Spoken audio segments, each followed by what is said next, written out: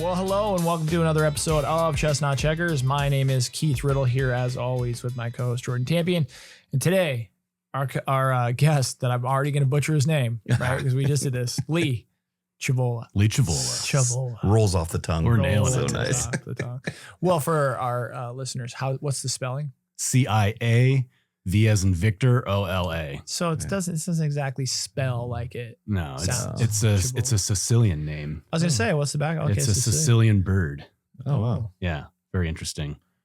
How did that? Maybe your family was like bird watchers or something. My dad's grandfather was apparently the bastard son of an Italian royalty, and their family disconnected and somehow left the Italian state during the diaspora and came to the United States in like the 1920s or 30s. Nice. And so we have a huge long line of blood in Italy, Ciavola line of blood. There's actually streets in L'Aquila with our name on it, but our family is like an offshoot of a unknown family in Sicily and in southern Italy. So nice. Kind of interesting. The bastard offshoot of a very prominent family. Yeah, it's like a Game of Thrones Right. sequence. It was a scandal apparently. Right.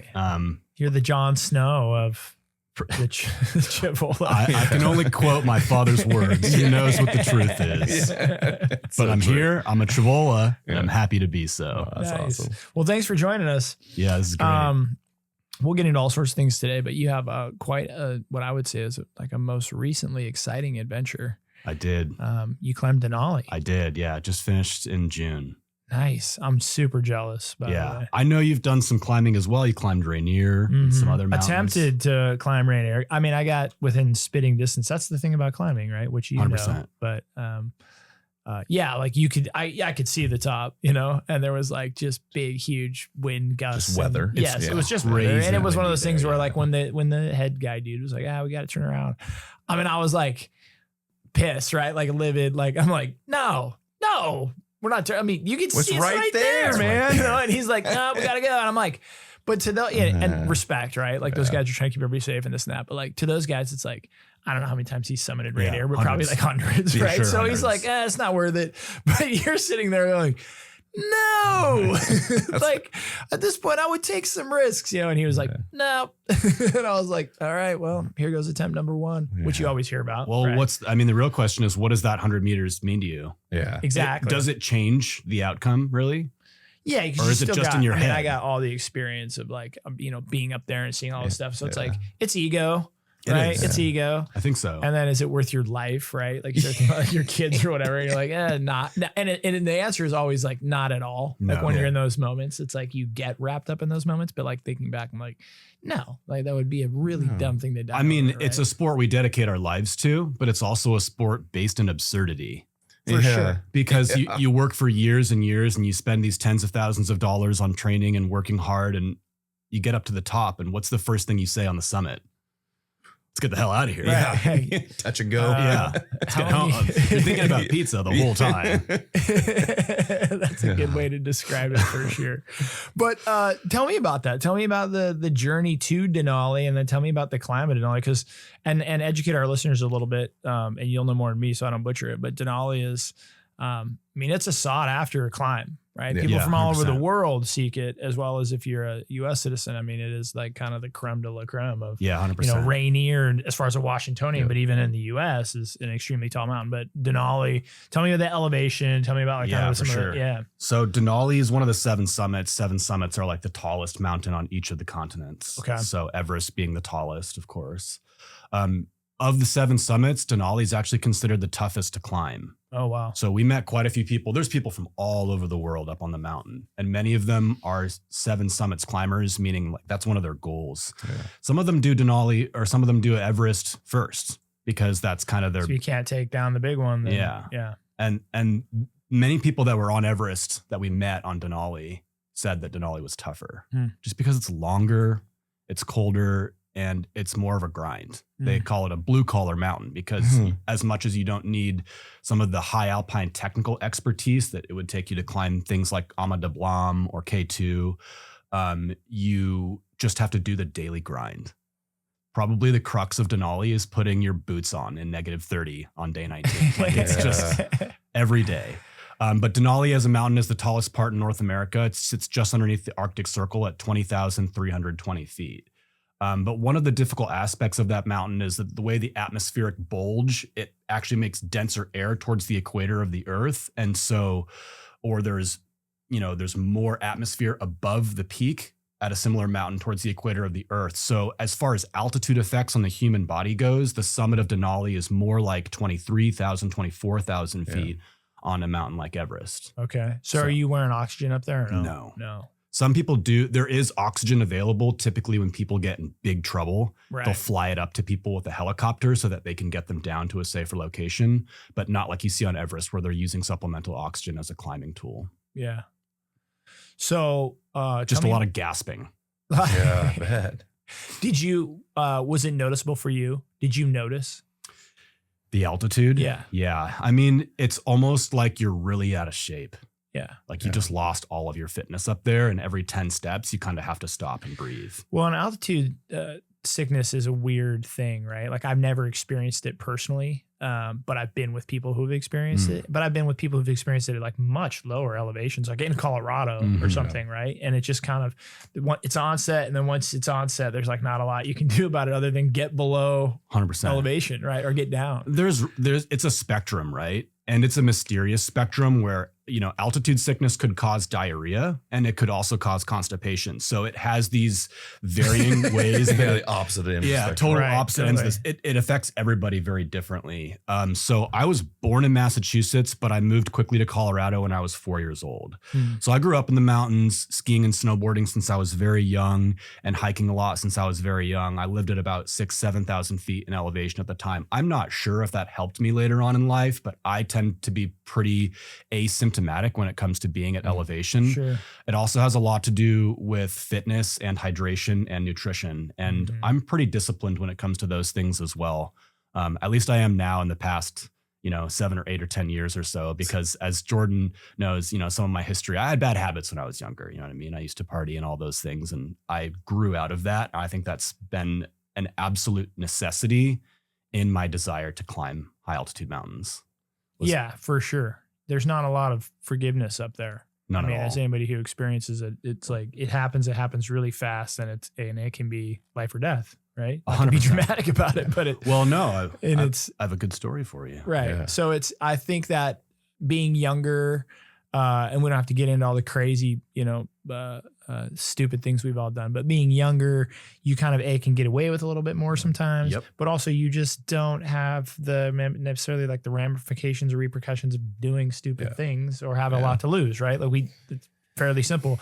But I think in that world, even young climbers, you'll meet them and like they know, right? Like you don't go out and get drunk the night before and then go climb Rainier or something like that. It'll It's totally like, prevent you from acclimatizing. yeah, it's like it's a very, I don't know how you say it, like it's a very defined line, and you learn Very it much very, so. Very quickly, quickly. and Yeah. and the culture's there. Right? It's not an area where you can really play games or take risks like that. I mean, maybe on some of the, lower altitude stuff here in the States where, 10, 14,000 feet, you're probably not going to get a life-threatening situation with altitude sickness. right. But on Denali, it's different because they fly you in a plane. Mhm. So you get on a plane that costs, I think it was like $2,500. And they fly you in. It takes about an hour to fly. If you were to walk that same distance, it'd take you about a week. And they drop you off on the glacier and they leave. And so that's a very, very intense moment when you watch a float plane take off and you've just got your bag and your sled and everything that you brought with you. And it's your job to take care of yourself. Yeah. By the way, we did it without a guide. So I've been climbing and teaching mountaineering and ice climbing for about 7 or 8 years now. I'm one of the main instructors for the Spokane Mountaineers. I was the director of our mountaineering program where I taught mountaineering. It's a 13-week-long program. I've been teaching that course for like 6 years, and I was the director of it for the last 2 years. So this was really a trip that we wanted to put together all the skills that we teach and implement to everybody else, and then try our own hand at one of the world's toughest. So we did it without a guide. Guides make a lot of decisions for you. They tell you when to move. They get a lot of information on weather and radio channels. They also bring a lot of stuff for you. You don't need to bring your own tent. You don't need to bring, I actually don't know all the things they bring for you, but I know they cook for you because out of the tent, we'll hear at 9 p.m. Yeah, the burgers are ready. And then all the clients come and get their hamburger from the cook tent. They got burger up there? They got pizzas, dude. Really? It's crazy. Yeah, I feel like that's like luxury guided, right? It's pretty burger. Yeah. Well, you have to get creative with the stuff you make, you know? For sure. Throw a few peanut M&Ms into your pancake batter, that type of stuff. Keep it interesting.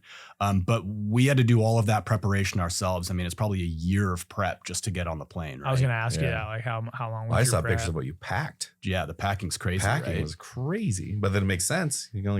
You're packing. I mean, and like you're standing there scratching your head in your room, looking at this floor covered in stuff. And you're like, what am I forgetting? Yeah. What if this goes wrong? What if that goes wrong? Because you're packing for all scenarios, not just sunny days. You're trying to keep weight down. So you're also like bargaining over like, do 100%. I need 3 pairs of gloves or can I do 2 pairs of gloves or do I take a midweight? You know, like exactly. Am I a little hot some days, but it keeps me from packing one more thing, or am I a little cold? You know, and so it's definitely a game that I think. It's experiential, right? You have to almost experience it to understand. 100%. I think we're painting a picture for people that's great, but I think it's also one of those things like when you actually do it for the first time, you're like, oh, decision fatigue is a real thing. You're just staring at your gear. Oh, totally. Man. Yeah, trying to think through every scenario. Yeah. I think the other craziest thing is that you don't just hike. You're not just constantly going up. Like when you showed me your schedule, it's like you're packing your stuff to a level, coming back, getting more stuff and going. So it's not like this direct route of, hey, we're just taking off and going up. So how long did it take? Yeah. So we, plane to plane was 23 days. 23. Okay. Yeah. So that's the other thing is like, this is a lot of people don't understand. Like you can go do Rainier in a weekend. I keep alluding back to that because a lot of people know it, but this is like a lifelong kind of a journey, but also like, even if you commit, like if you do you have to like put in for a drawing to get a permit? No, like they'll let you go as long. They vet your climbing profile. So if you're unguided, they ask you a lot of questions about your experience level. Yeah. Which you're highly experienced, right? Like, yeah. So that there's that for one. Yeah. But then of our group of 3, I was the most experienced in the Alpine. Oh yeah. We had one stronger technical climber with us who can climb rock and ice at a stronger grade than me, but I've done a lot more mountaineering and high altitude stuff. And then we had one climber who was an amazing athlete, but had no experience. He's from the Netherlands, and so he grew up at sea level. Yeah. Mm-hmm. So we were kind of nervous to see how his first mountain was Denali. That's pretty insane. impressive. That is pretty impressive. That is insane. I guess it's better you don't know any different. It is true. So yeah, I mean, the prep is wild. Just the food prep alone is wild. Yeah. So if you can imagine, so I've done Rainier before as well. I've even done Rainier car to car. So like I've done Rainier in 15 hours. And then Denali is different because when you pack for Rainier car to car, you can bring like 30 pounds worth of stuff. Yeah. A little bit of emergency kit, but then you're hauling ass. On Denali, we had about 160 pounds of gear per person. Jeez. So you can move all of it at once, but it's pretty tough. If you have even an incline on the hill, it makes it exponentially tougher. Yeah. So you're kind of leapfrogging stuff, right? So you're going from one point to another point with some gear or whatnot, and then you're doubling back and going for the rest of your gear. 100%. So you're kind of, I call it leapfrogging. I don't know, is there a better term for that? They call it double carrying. Double carrying. Yeah. So, I mean, the goal on Denali, they drop you off on the Hilton Glacier at about 7,700 feet. There's about 4 camps total. People camp in more areas than that. And so you could break up the camps, but for intent and purposes, there's 4 camps. To make it to camp 1 on your first day is about a 6-hour pull on flat ground. So it's a giant glacier crossing, very crevassed, and you're just moving all your stuff to camp 1. After camp 1, you pull uphill to camp 2, which is 11,000 feet. We broke that day up. So we kind of did like a camp 1.5 and then made it to camp 2 at 11,000 feet. And then your big job is to get to camp 3, which is otherwise known as 14K camp. It's this giant flat football field on the side of the West Buttress. And it's where most people stage advanced base camp. So your goal is to get all 160 pounds of your stuff up to camp 14.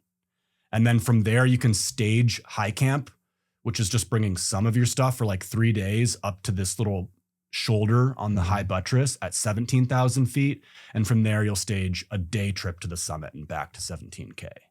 So that's kind of the goal. That's like the baseline, is moving up to these 4 camps.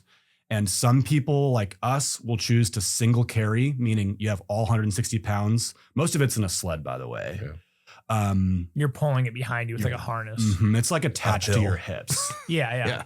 And a fun note is that I hit a tree doing Mach 1 on my snowboard like 12 weeks before I left, and I broke 4 of my ribs. Oh yeah. Oh geez. So I was pinned against how can I train enough to make it up on Denali, and how do I not exacerbate a broken rib cage? Yeah. Right. And that was really tough for me. And so even day one on Denali, I had to figure out, how do I move 160 pounds of gear for 8 hours a day without straining my rib cage? Yeah. So it's a lot of pulling from the hips. I still have bruises on my hips from Really where the Dug in. force is exerted. Yeah. Yeah, that's constant. That sounds hard So, on a sunny day. Yeah, so painting this whole Hard. picture is, it's like you basically are planning for this up for like a year, Mm. right?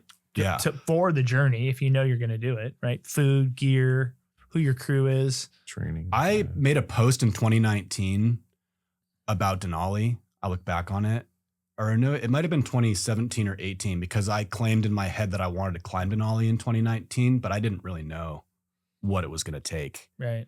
And so because I was inspired by Denali, I took the Spokane Mountaineers course. Oh, nice. And that started the 7 or 8 year cycle. And then I was realizing, like, I'm way far away from that. I'm not even close. Not even close. So in reality, every time I buy gear, just for like the mountaineering that I was doing here in Washington, I was thinking, is this applicable for a Denali climb later on? Oh, nice. So I've been thinking about it for 7 years, basically. Well, and so all that goes into it, and then so much of it, and this is what I think a lot of mountaineering, why you say it's like it doesn't, it's like irrational or whatever. It's like you can go there and it could just be a bus. It could just be fogged in for like the 19 days that you're going to do it, and they're just like, yeah, man, no one's going anywhere. And you're like, dude, a year, 5 years, 6 years of planning this whole thing, and then you get there and they're just like, yep, can't go up. Yeah. You know, weather will stop a lot of trips that we plan. We'll get to the weekend that we plan to do it, and then it'll be nasty weather on that mountain, and we just won't do it. Yeah. That's not the case with Denali. You have a permit and you have a flight, and it's months in advance, and you show up and you deal with the weather. And that's why it took us 23 days, is because it was a horrendous season of blizzards and cold temps and a lot of nasty weather. And so if a fast, fit party with no sicknesses or obstacles makes it from base camp to the summit and back, you can do it in like 10 days.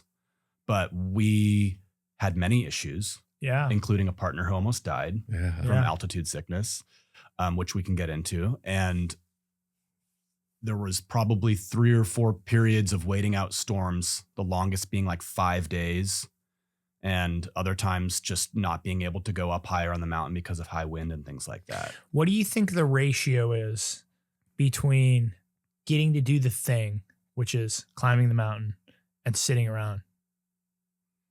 Like how much time are you spend well, climbing? because we versus, talk about this with entrepreneurial like success. I mean, like a lot of times somebody starts a restaurant because they're a chef and they love food. Yeah. And How much then time it's are like, they cooking? How much time do you actually get to do that Cooking, thing? yeah.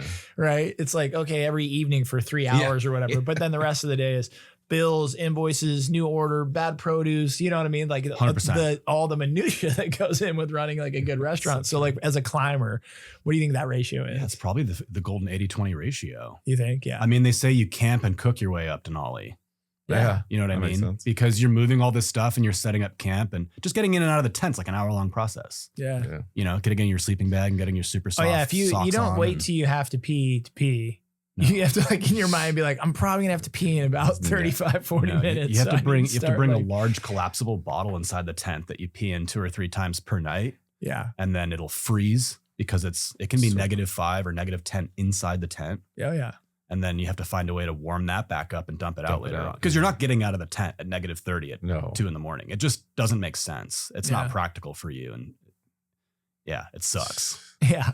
So you have to pee with your partners in the tent. Yeah. That's fine.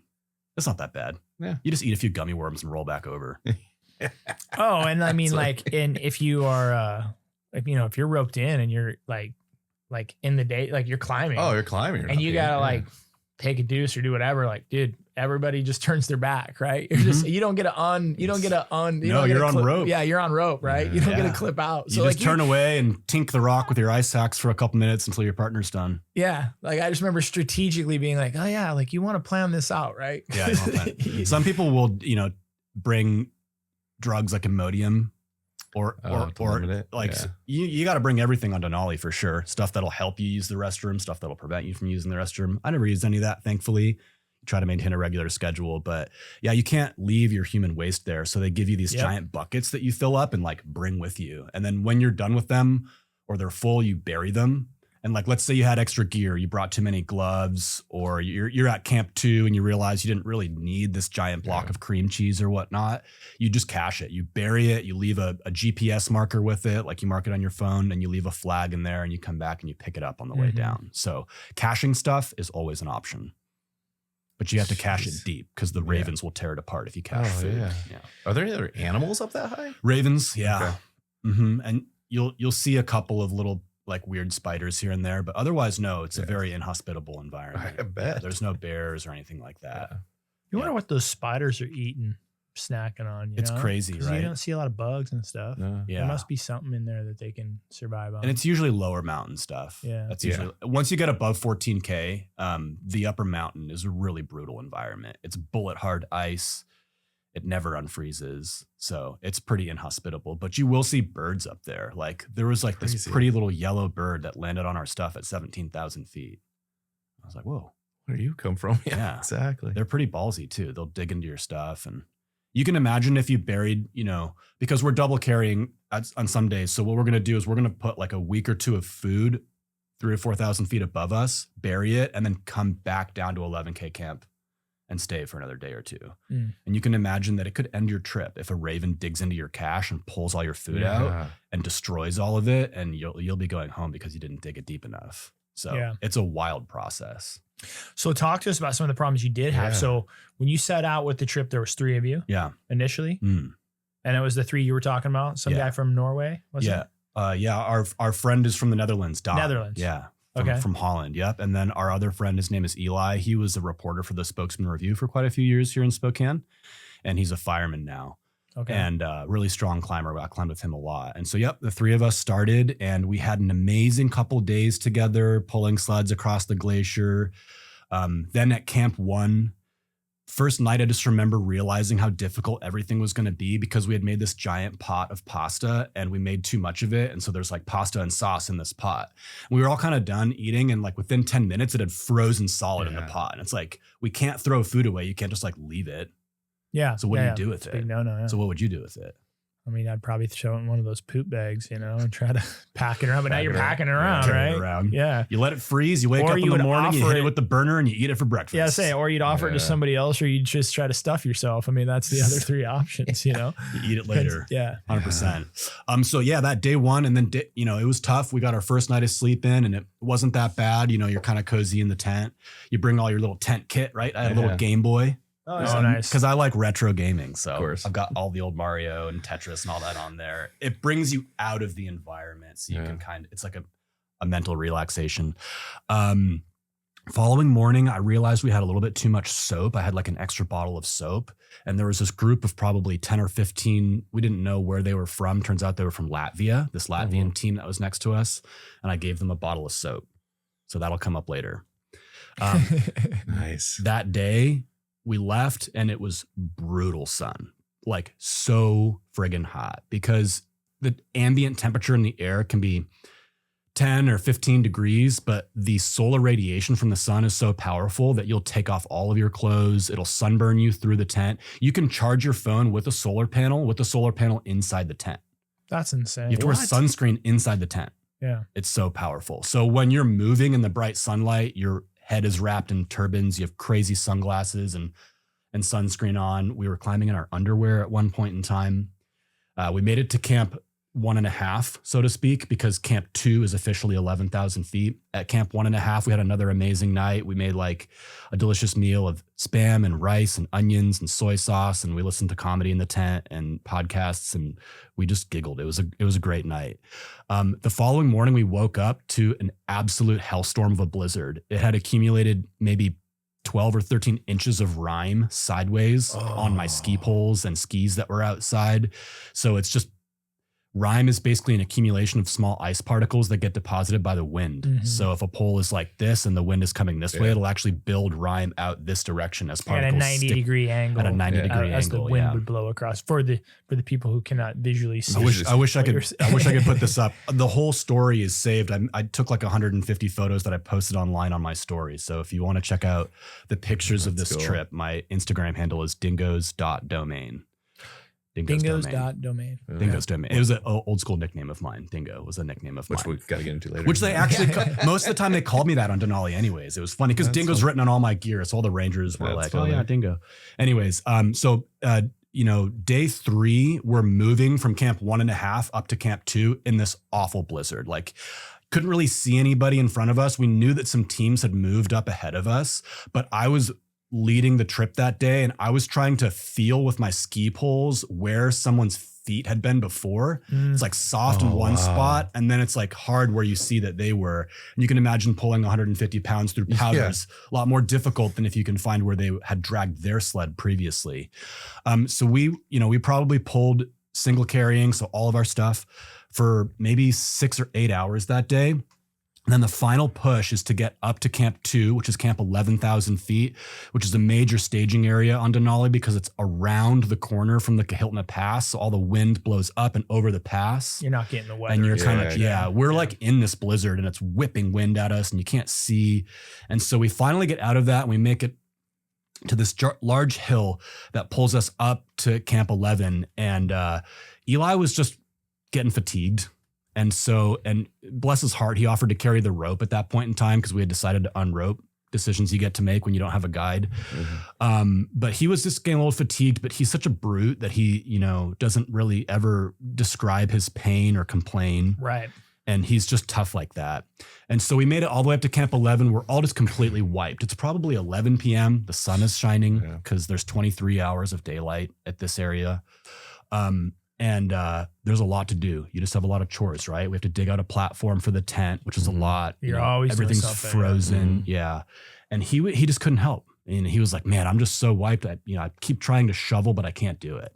I'm like, no worries, man. Me and Don will take care of it. And so we dug out the cook tent because you have like a pyramid tent with no floor. Yeah. And you dig that out. And so you can sit inside of it and stand up and cook. And it's just way better than not having it. So we made a cook tent. We put Eli in it. We dug out a giant platform for the regular tent. Put Eli in that after that. And we just told him to get some rest. Yeah. Me and Don will take care of it. Tried to feed him some water. He ate something that night. The next morning we woke up. This is day 4. We're at 11,000 feet. The next morning we woke up and Eli just wasn't really feeling any better. He had actually deteriorated a little bit. Didn't really want to get out of the tent. I convinced him to put his boots on and come in the cook tent. And I convinced him to eat a pancake, but it was very belabored. I'm shoveling food in. I can eat all the time. It's like one of my superpowers is like I can just get calories in, and you need that superpower because you'll feel sick. You don't feel like eating.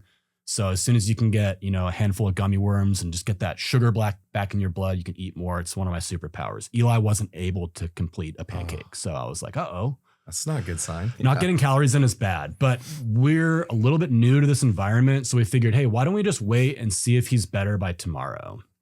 So we'll just kick it here for the day. And long story short, he got back in the tent. He was coughing really bad, which we know is a normal thing at altitude, but can progress into a condition called high altitude pulmonary edema.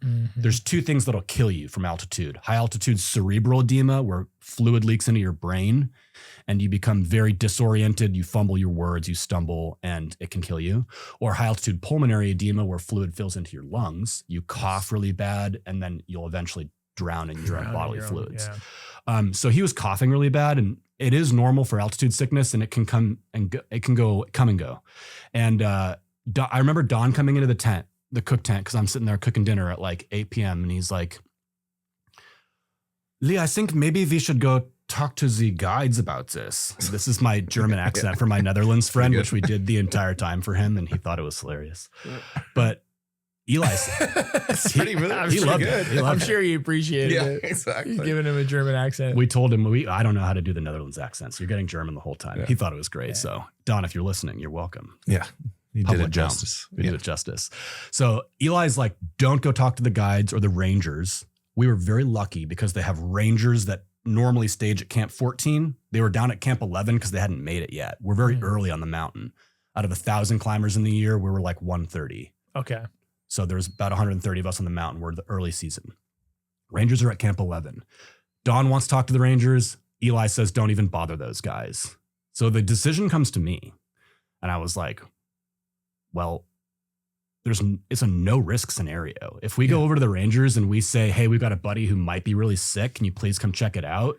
And they just say, don't bother us, he'll be fine, let us know if it's worse in the morning. We're just back here in the cook tent 10 minutes later. Yeah. Right. But if they decide to offer us help and they discover something is really wrong, then we're way better than if we had just waited. Yeah. Rangers come over, they talk to Eli for a little bit, and then they come and talk to us and they're like, yeah, I mean, we're not really sure right now, but why don't you wait and see until the morning, because, you know, it could get worse. They left. They came back about 20 minutes later and they said, we screwed up. We actually need to know more. We want to get him out of the tent. We want to clip oxygen sensors onto his fingers. We need to run some tests because shoreside, I called it, or like back in Talkeetna, they have a headquarters. They're not happy with us letting him chill tonight. Yeah. So they got Eli up out of the tent. They put oxygen sensors on his fingers. They had him walk around a bit. He stumbled a little bit. He tried to play it off. The oxygen sensor came back at like 70% oxygen saturation in his blood. You're supposed to be at above 95 in order to be like good to go. Yeah. And then while they were talking to him, he coughed up some blood. Oh. Yeah. God. So they came back in the cook tent and they basically grabbed us by the shoulders, me and Don, and they said, he needs to go down immediately. And it was 10 p.m. It's a whipping blizzard outside. And they said, he needs to go down immediately. You know, you guys are going to have to escort him down. They're like now, like at 10 p.m. at night, not in the morning. They're like, he needs to go down right now. We asked that question and they basically said, look, we're not telling you what to do. This is your expedition and we're not here to rescue people down the mountain. That's your job. Like you basically signed a paper that says that's our job. You're in an unguided party. Yeah. If they said, you've got some choices. You can go down right now into the dark and the cold, or you can wait until the morning. But if you wait until the morning, there's a very good chance that he deteriorates to the point that he can't walk. Yeah. And now you're pulling him. And so if you do decide to wait until the morning, you need to have a game plan for what happens if he's immobile. Yeah. And so, you know, Don and I talked about it. The Rangers said, you either bring all of your stuff down to base camp, which is a huge loss. Yeah. Or we'll help you bury it all here and whoever is fit can return. But Eli's not returning. He's not going down and then coming back up after he feels better, because he could feel better 1,000 feet down the mountain. And if he comes back up, this will happen again. Mm. And so Don and I devised a plan. We figured it's safer for us not to do it in the dark, because getting down from the glacier from where we are is a very crevassed area full of snow that fills in the cracks in the glacier that you can easily fall into. Mm-hmm. And you really need to be like on the line that you were on when you came up, because everything else is untested, so to speak. Yeah. So we decided, here's what we'll do. I will bring all of Eli's stuff down to Camp 1 in the morning by myself, because I have a really good GPS map of where we came up and I can do that on my own. We'll take all of his weight, and then Don will take Eli on a rope and they'll walk down together unburdened with things. Then from there, I will climb all the way back up to Camp 11 and I'll stay at Camp 11 for as long as it takes. And then he will bring Eli across the glacier to the base camp. They'll put him on an emergency plane and get him out of there. The Rangers said, we like parts of that plan. We don't like other parts of that plan. Like, you're not going to come back from base camp across the glacier by yourself. So if you're going to do this plan, you need to wait until another party allows you on their rope and then come back across the glacier tied to somebody else. Mm. And then they were like, Lee, how good are you at navigating? And I was like, I've got the map right here. I showed them everything. And they were like, you need to not stray from that line the entire time down to Camp 1. They're like, we don't like you moving on your own. This is a very crevassed area. Crevasse falls that are non-fatalities are not common. If you fall into a crevasse and you're by yourself, it's game over. Yeah. All right. Very serious situation. We gave Eli a bunch of nifedipine and Diamox and dexamethasone, all drugs that we had to go to a doctor and get prescriptions for before we go. Ahead of time. It's not easy to get. They won't give it to you just because you asked. Yeah. So they told some of us no on some of those drugs and they told some of us yes. So it's like depends on the doctor. Anyways, the following morning, Eli still hasn't eaten in like 24 hours. The plan goes into action. We were up early. I took like 150 pounds worth of food and extra stuff that he had. I put it on a sled and I started working downhill. I clipped my snowboard together because it's downhill and there was so much snow that it had deposited overnight, like maybe 14, 18 inches. I couldn't even ride. Like, you're just stuck in the powder. So I took my skis back apart, put the skins back on, and I'm like skinning downhill. The blizzard is so bad, you can barely see your hands in front of you. And it's whipping wind so bad, and it's so much powder that like, I'm like, hey, why don't you guys follow my tracks? It's impossible. You turn around, you can't even see your tracks behind you. Yeah. So And I'm here with white has that washout effect, right? Like white and sun and light, white, just yeah. everything's white, right? Fog, snow, ground. And that I think is one of the biggest dangers too, is like even just walking, like you may take a step and it's like, it's 16 inches lower than you thought it was going to be, you know, or it's higher. And it's like, that's the most disoriented sort of like feeling. There's nothing. There's no definition. You Yeah. can't see the ground. You can't see the sky. You can't see which direction you're facing. And you're probably just at this point, I'm assuming you're just glued to that GPS. You're just pretty looking much. down at that GPS. Yeah. Like, I didn't realize it was going to be that bad until I'm halfway to the thicket of it. I had given my GPS the actual like emergency responder to Don because he had a very basic one and he needed to navigate them and then come back. Yeah. So I had my phone with the Gaia GPS app. It's like a free app you can download and it does a great job. Props to Gaia. How's your phone battery doing? Good question. Because it like that cold just zaps those fuckers. Oh man, It'll kill it. I'm on low battery mode and it's at like 60%. So it's more than half, but it's my lifeline. Yeah. So I would like move 10 feet and then check where I am and I'm facing the wrong direction.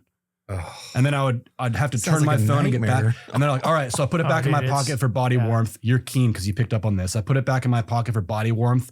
I'd move 10 feet, like literally 2 minutes. And then I'd check again and I'm facing the wrong direction. Like my ability to work in a straight line was like non-existent. I just couldn't do it. Mm-hmm. The only way I could move straight was if I had it in my hand and I was like follow it, walking and looking at the arrow. And thank God the arrow is like quite accurate. So I'm doing this for about an hour and the panic is starting to rise in me because I'm like, first of all, I can't move off trail. And second of all, if my phone dies, I have nothing. Like I'm literally digging a hole right here and trying to like wait until. Well, and it drives in all of your training. It drives in all the conversation because people tell you this stuff, right? Like you're an instructor, like you're in some classroom somewhere, you're down at REI and people are just like, oh yeah, be careful. And you're like, yeah. When you get in those moments, you're like, I'm like, I could be fucked right now. Could be. Like, I could be really screwed. Or you start to realize like how on the edge you are. Right. Yeah. Of like, this is how that shit goes down. These are the documentaries I watch on Netflix. Exactly like this is exactly that you can't catch in cinematography, that you can't really explain away until you're in them. And for me, like I've had a few experiences that usually not necessarily at altitude climbing, but like hunting. And it's like, I've had scenarios where backcountry elk hunting at altitude. Yeah, granted, it's more like September, October, but like bones die or headlamps die and all of a sudden you're like, dude, I don't know where I am, or I have a vague idea, or you start to realize you're moving in the wrong. And that's when like the bickering or the arguing starts. Totally.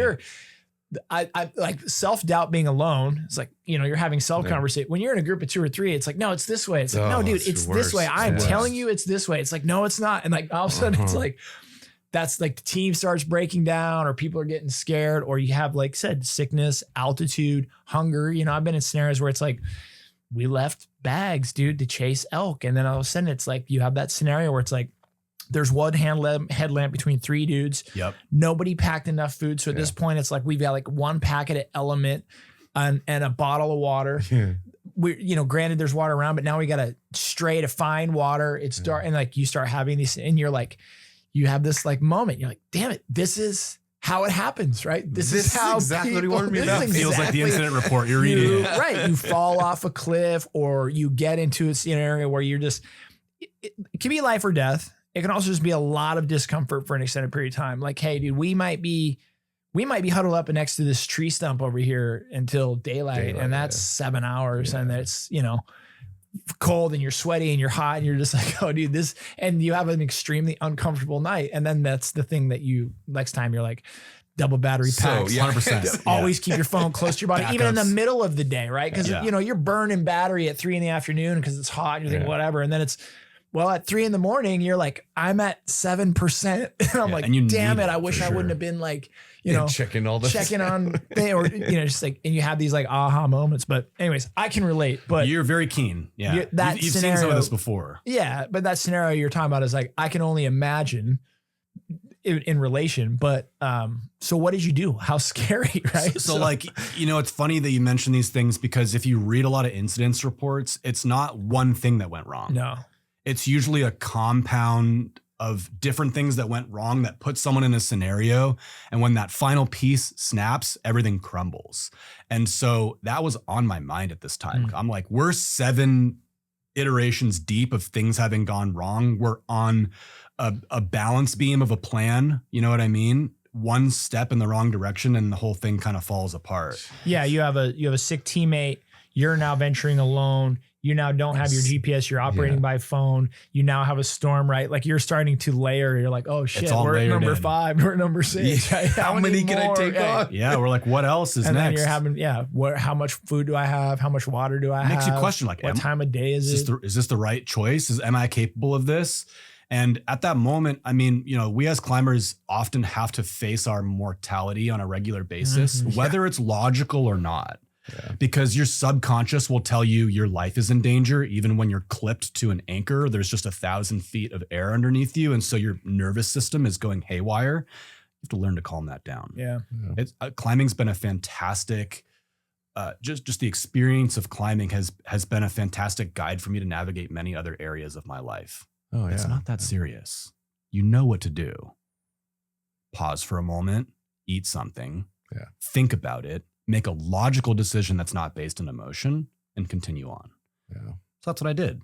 I knew which direction I had to go. It was just a matter of, can I get there fast enough so that my phone doesn't die and I can do it safely? So I moved 2 feet at a time, 10 feet at a time. I checked my phone. I kept it warm. And like an hour later, out of nowhere, I see this like little silhouette of a tent kind of appear out of the fog. And I was like, I'm just going to go for the tent. We're just going to see who's there. Maybe they have some battery I can charge. When I got within like 100 feet of the tent, both of them were outside, like over here. They're like, bro, what are you doing out here? Right. Yeah, exactly. You're by yourself. You have a giant sled. Yeah. What is going on with you? And so I'm like, hey, we're Got to screwed. fight with my girlfriend. Yeah. Yeah, exactly. I told her she Took a could wrong stay. turn. I'm leaving. I left my favorite socks at base camp. No, they clearly knew it was a situation. They knew it was a situation. They obviously can't help too much. They did let me. And are you guys on all radio? Like, is there a channel that everyone on the mountain can be hearing what's There happening is on the mountain? There is an emergency channel, yes. Yeah. But we're not talking on it. Yeah. And I don't know that many people are just actively listening to it either. Yeah. I don't know. The Rangers are. The Rangers are. Yeah. For sure. I mean, like, one thing that is to note is, Denali is a very popular route, right? So there's a lot of Rangers, there's a lot of support for you. Okay. This isn't climbing like Ama de Blam or Foraker or any of these other mountains where there's nobody there. You're just like a solo team by yourselves. So, I mean, if this sounds scary to you, just understand that this is like well within the realm of regular recreational climbing. I'm not an elite climber of any kind. I'm not, and I don't really want to be because elite climbing is it's a razor's edge. It's crazy. Razor's edge. But these guys, Goran, them, they helped me. They let me charge my phone for like 20 minutes. Jonathan was the other guy. And they let me charge my phone for like 20 minutes. It did not increase my battery level at all. Really? I had my phone plugged into his battery bank for like 20 minutes. It just didn't do anything. Because his battery bank was cold or like, I don't know. Things just don't work properly. It just sucks, dude. So I was like, all right, I'm pretty sure I can just continue on. I have an idea which way is downhill, and I was the following storm the letting tracks. up at this point, or are you getting a little bit better visibility? The lower you get, it was getting a little better, and so the sun was kind of shining through. I continued on for like a half an hour, and then I saw these brave guided parties coming up, and I knew that was my salvation because I can just get in their tracks now and head down. And so that's what I did. I mean, I got in their tracks. I had actually a good time. I put my snowboard together. I snowboarded down to Camp 1. I completed the plan.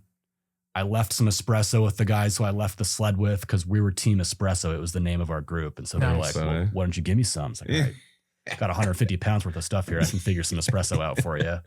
Left him some of the food. And then, long story short, I made it back up to Camp 11 while they took him to base camp, and they waited at base camp for almost 4 days to get an airplane out. Oh, wow. Jeez. So they dug a big snow cave for him, and Dawn wound up actually meeting up with another girl who her partner had gotten hurt. She was 23-year-old from Fairbanks, Alaska, and she was a brute, like just a really tough girl. And they teamed up together. and came back up to Camp 11. And I spent like 5 days in the blizzard at Camp 11, just like 8-hour blocks of shoveling. Like I read a little, I don't know if it was an article about your journey earlier, but you were talking about just like playing your Game Boy for like massive hours. I mean, I actually didn't play as many games as I would have liked. Yeah. I mean, it's a fun thing to conceptualize. And it was funny that the newspaper mentioned it because I don't know. I love it. It makes me smile. Yeah. But I actually spent about 8 or 10 hours on those days just shoveling snow. Really? Because, you know, the wind will blow all this new snow drift on top of your tent and bury your tent. Oh, yeah. And so you chop out these huge blocks of snow and you make like these walls. And so that's what I was doing the whole time. And then if I had like an hour at night where I still had some energy, I'd play a little bit of Bomberman or whatnot just to decompress. But there was never a period in time where I was just like, killing the day playing video games. There's just too many chores, you know, and it's fun. I mean, despite the scary story, I had type 1 fun every single day of the trip. Yeah. You know what I mean? Even looking back on those type 2, that's what we call it, type 2 fun. Yeah. It's not fun when it's happening, correct, but it is fun in retrospect. When you look back on it, like, oh, dude, I made the right choice. Yeah, I don't know who coined that. I always drift back to like Steven Riddle. I don't know if you guys are like big meat eater fans or whatever. He's got like a hunting show. Oh yeah. I know. I've a friend who works for them. But he talks about like, you know, you can go do something fun like ride a roller coaster, you know, but it's like in 15 years, you're never gonna be like, dude, remember that roller coaster ride, right? Yeah. You know, like you might, but you can also go like fishing and have your boat break down and almost die, you know, and you remember and then later you're like, dude, remember that time we almost died on the Columbia, right? Like, it's just like, they call that type 2 fun. That's type 2. Okay. Yeah. So type 2 fun is the miserable experience in the moment, but like something you look back on. Okay. Gotcha. Yeah. Mountain climbing is a lot of type 2 fun. Oh, yeah, for sure. Big, long days of type 2. Yeah. But in the end, you're happy you did it. It's a great accomplishment. The views were great. Yeah. The burger afterwards was nice. Oh, I bet. But yeah, I mean, you know, so the expedition progressed after that. We got a new teammate. It's difficult to bring a new teammate on. For sure. I had to grind her with some questions and figure out if this is the right fit. Why us that you want to join? Why not them? You know, are we the right fit for you? And, you know, it was nerve-wracking at the time, but turns out that Hazel was just an absolute dream team member. Like, she carried very heavy loads. She would always wake up with an idea in her head of something she could do to make our lives better.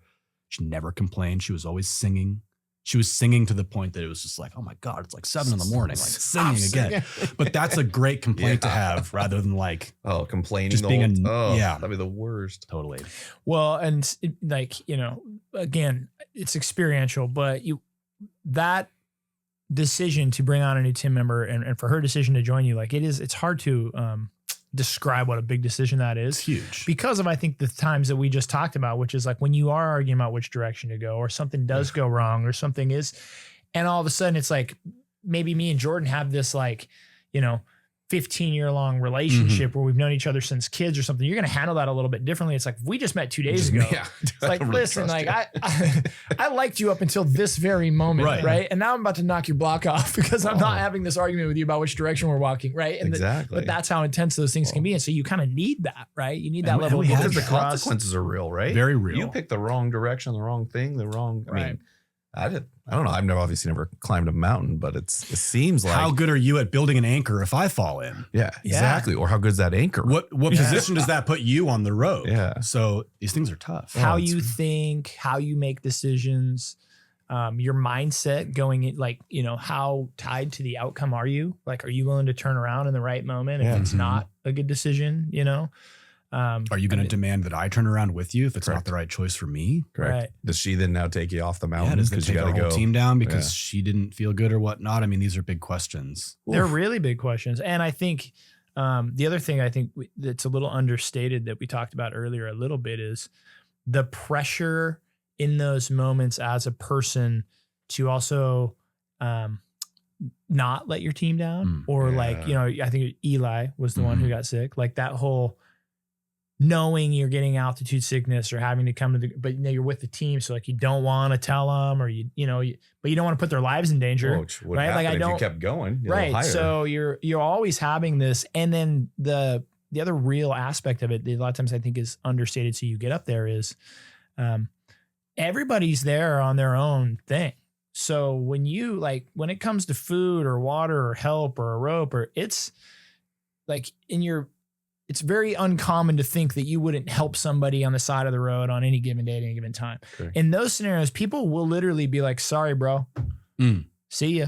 Most teams. Yeah. And you're like, man, you won't give me a granola bar? And they're like, no. Because I'm going to need that granola bar. Your team fell apart. You should get back on the airplane. Yeah. It is a very... Denali's not the right place for you without a team. And yet it's hard to explain that because it's like, and yet they're very kind, smart. You know, like it's not, this isn't a cutthroat world where they want to see, it's just one of those things where they're like literally, I could be even giving you the granola bar that I need tomorrow. Exactly. 100%. And then, 100%. You know, and so it's very, I mean, it's injury, health. It's kind of like everyone's in it together and everyone's on their own in this really weird way. Yeah, it's hard to explain. And some teams are really standoffish and some teams are really open. Yeah. And actually the teamwork amongst everybody, if you've ever been to like a music festival and you've been in the campgrounds with all these tents everywhere, that's kind of what Denali is like. You can walk around to camps and interact with people. And that's really what Hazel brought to our team that we didn't have previously is that she's a huge social butterfly. And she was she's a female and there's probably 10% girls on Denali, right? Yeah. And so she's out there bubbling around, talking to everybody. And by the end of our expedition, she had made friends with like everybody on Denali. And I can't tell you how many times it came up that somebody was like, oh, hey, you're Hazel's teammate. Well, hey, we have an idea for you. Why don't, we take your extra tent and we'll bring it up to Camp 17 and then we'll stay in it and we'll leave it all set up for you and build you walls. And then we'll swap with you the next day and we'll come down and stay in your tent. And Hazel had made all these friends that wound up creating immense opportunities for us later on that I wasn't going to go do that. I wasn't going to go float around and, chit chat with everybody. And that was just really great. I mean, it turned into like this big team effort. That's cool. But then, other interesting parts of the story, later on when we're up at Camp 14, we'd made it to Camp 14 and we're kind of resting there for a couple of days and trying to figure out a way to move up to Camp 17 so we can stage a summit attempt. And we got a call over the radio that 3 Latvian team members from that team that I gave the soap to had fallen and died. Fuck. So 4 of them were roped together. They pulled each other off of an area called the Autobahn, which is a very steep and kind of icy sideways traverse. And they stayed in, their bodies were in that spot for like 4 days before they were able to recover them. And a lot of the guided parties at that point turned around and a lot of people went down the mountain when this happened. And we're just sitting in our own tent like, do we go up? Yeah, I mean, it's like you have to climb past someone's body in order to go on the route now. So is it the right move for us? Like how much is the rest of your life worth? That type of thing. And, eventually we just decided there's 5 reasons why they got in trouble in that area. And our plan solved all 5 of them. Yeah. And so it was not the only time that something bad occurred. If you saw some of the news articles, a ranger fell into a crevasse and died. A set of Korean team members that we had talked to had also fallen in the same spot. They got rescued a little more quickly, but they had severe frostbite. So bad, one of them will lose a hand, one of them lost an eye, one of them will probably lose toes or a foot. And there was just a lot of bad decision-making going on in the mountain. In unguided parties, bad decision-making. They went up too high, too quickly, or they went up in bad weather or clear sun, but high winds will do that to you. 70 mile per hour winds and -30 is just tricks brutally you. Cold. Yeah, just brutally cold. Well, and you're always, again, having this kind of battle between like the opposite end of the spectrum is just like you wait for the clear day, you go up slow, you do all that. And it's like, but you also might just not make it, period. Right. Like that, like there is no way I would assume to climb Denali without risk. Right. It's just not. It's like, so it's you're never going to take this risk to zero. Death though is the interesting part. So then it's like, what price are you willing to pay?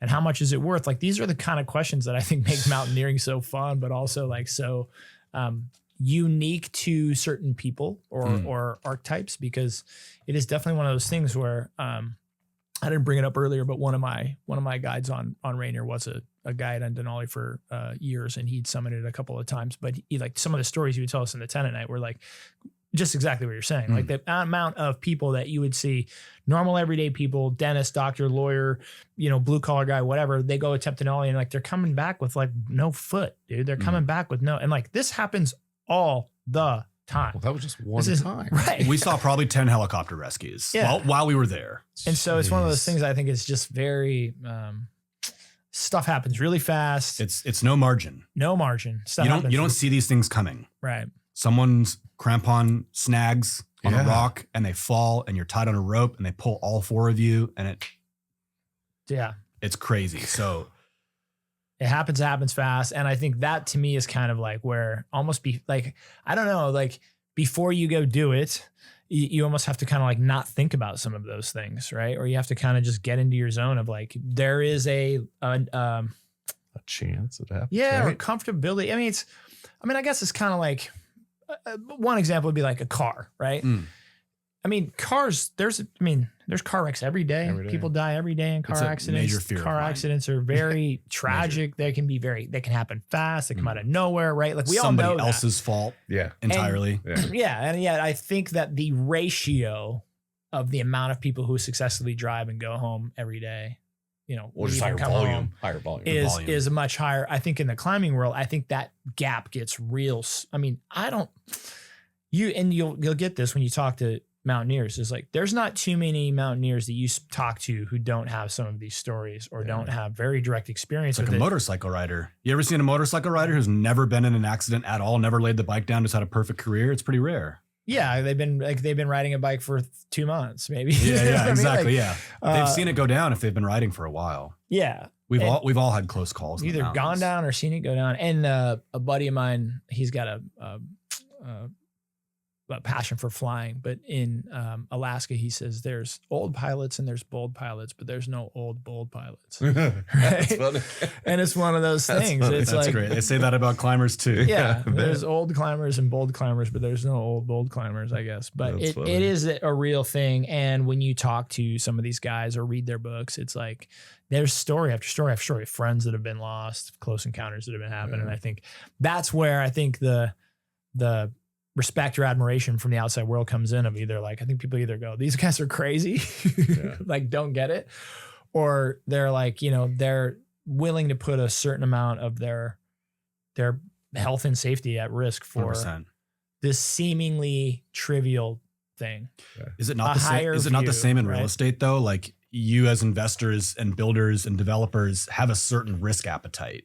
For sure. And you might have a different risk appetite than a different investor who wants to play his cards more safely, but the reward for your desire to take more risk could be much greater. Yeah. Your neck is on the line a little bit more, but the payoff could be much greater. I tend to have a pretty good risk appetite.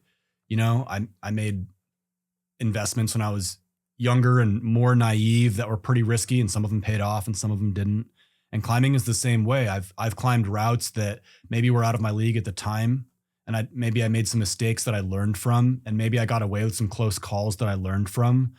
But at the end of the day, I think that we as climbers, your primary goal is a risk manager. Yeah. Your job is not to put one foot in front of the other and sink the tool into the ice. Your job is to see the risks coming down the pipeline and do what you can to give yourself just a little bit of margin to avoid them.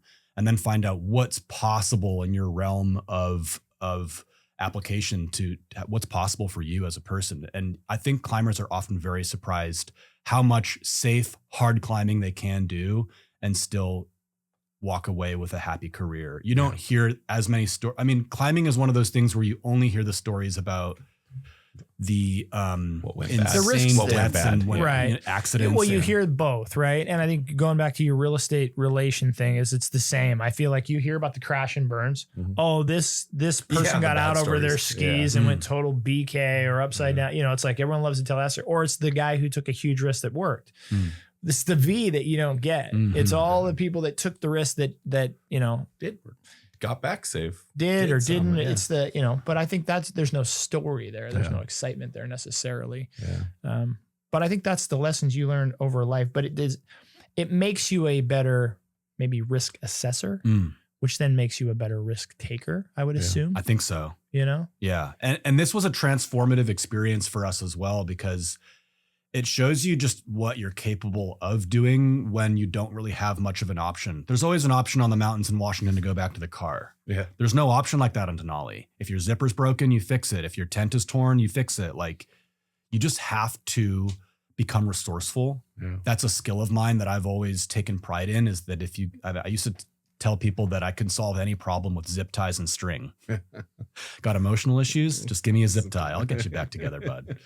But, and that's what's wonderful about climbing. I love that. I like cozy spaces, both in my home and also in my mind, little areas where I only have a small set of options. If there's too many things on the menu, I'm not going to read the whole menu. Yeah.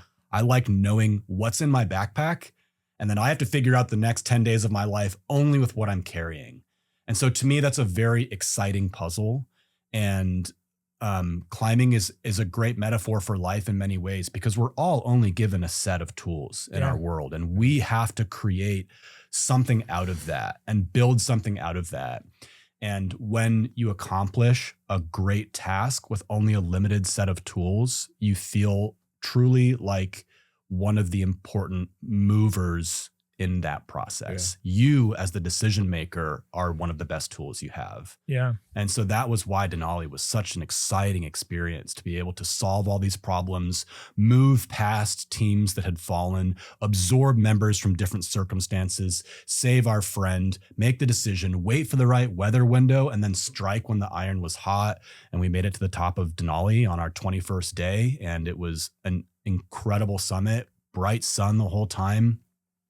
Wait, so you said it was 23 days, so you got down the mountain in a day? Yeah. What? Isn't that wild? That is pretty wild. Didn't think about that. Going down is a lot easier than going up. Yeah. I bet. Got down in, makes going down down in is 2 a lot days, easier than going up.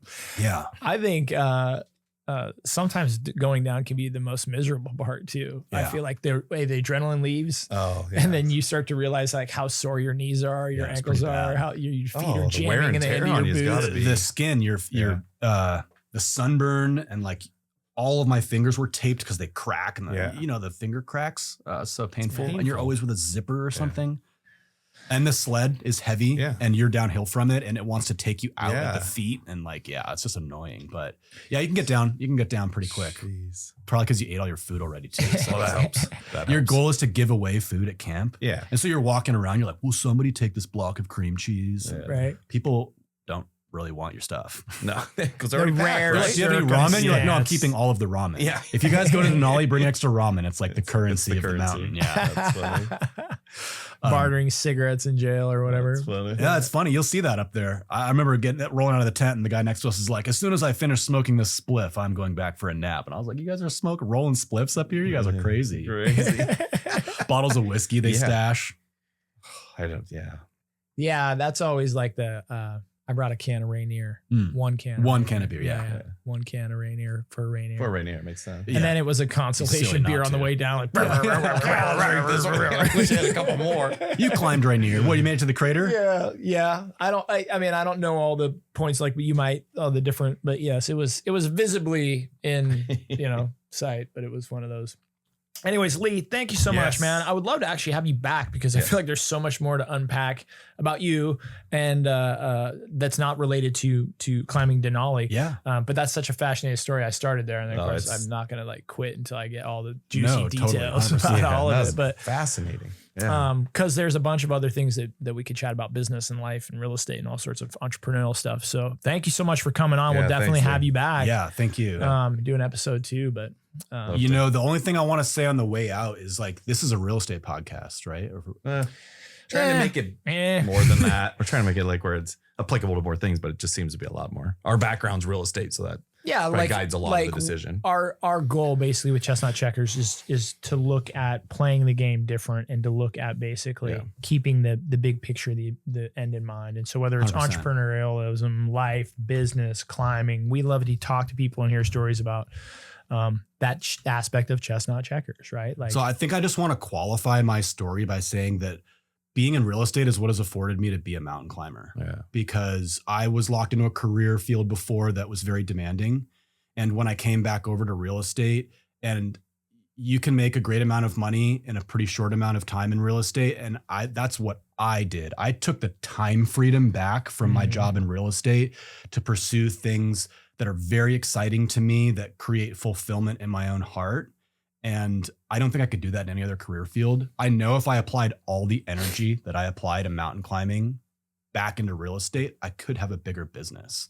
but I'm actually talk about that all the in time. a perfect place where I have a wonderful income with a business that supports me, that allows me to take care of my home and climbing and train. Yeah. And I have a wife and a lot of kids. And I just want to say thank you to Jordan for, giving me a place to land at his brokerage and being a mentor to me, and just the real estate industry in general. I think if people are out there that are curious about getting into it, you have to work very hard, but at the end you can make it, a proponent of a new lifestyle that is very fulfilling for you. It was funny. He came back in on a Monday and he goes, man, I closed the deal. I said, weren't you like climbing a mountain this weekend? He goes, yeah, I actually closed it from the top. It was pretty fun. I'm like, that is the coolest closing. I mean, I revel in that. I do So a lot of cool. my stuff from the belay stuff. I've closed so many deals on a rope. Yeah. And so cool. and some people say, oh, well, that sucks that you have to work. For me, it's a while you're boat. out there. Boat. I'll Yeah. close a lot of deals on a boat. From the boat. Yeah. Hell yeah. Boat. So A you lot of deals understand. on the boat. Yeah. It's a double-edged sword. I mean, It is. yes, I have to climb that ridge to go see if I can get service so I can check in on my deal. Yeah. But I'm out here with you. Exactly. I'm not stuck in the office. Exactly. And Yeah, I mean, there's so much to be said about that. Again, whole nother podcast. But I remember a great mentor of mine. We were going out to dinner. It was us and our wives when we were young. And I stood up to go take a call. And my wife said something lamentingly to the other spouse. She said, oh, God, I hate it when he does that. He always is on his. And she literally put her hand across the table. My wife told me the story later, but she put her hand across the table on my wife's hand and said, sweetheart, you have no idea. You should thank God he has that cell phone. Because her husband was like a generation older than us when cell phones weren't real prevalent. Mhm. He was a lender. And she's like, he just would never He go wouldn't- anywhere. yeah. He would just always be home. He had to be near a fax machine or a landline. So she's like, you have no idea. Yeah.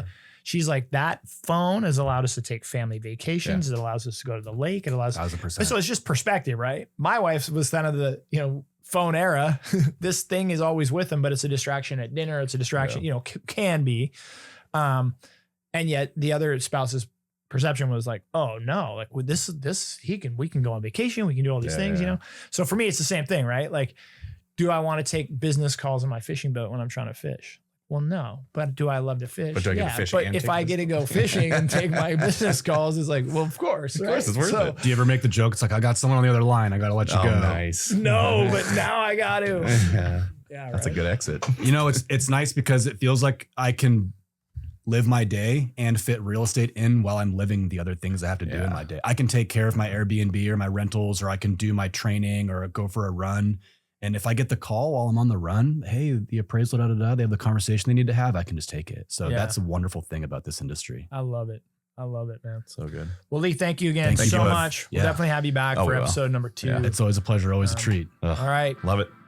Take care, you guys. Chestnut checkers, my friends. Yeah. There you go. It's a long game. It is. Good. Playing the long game.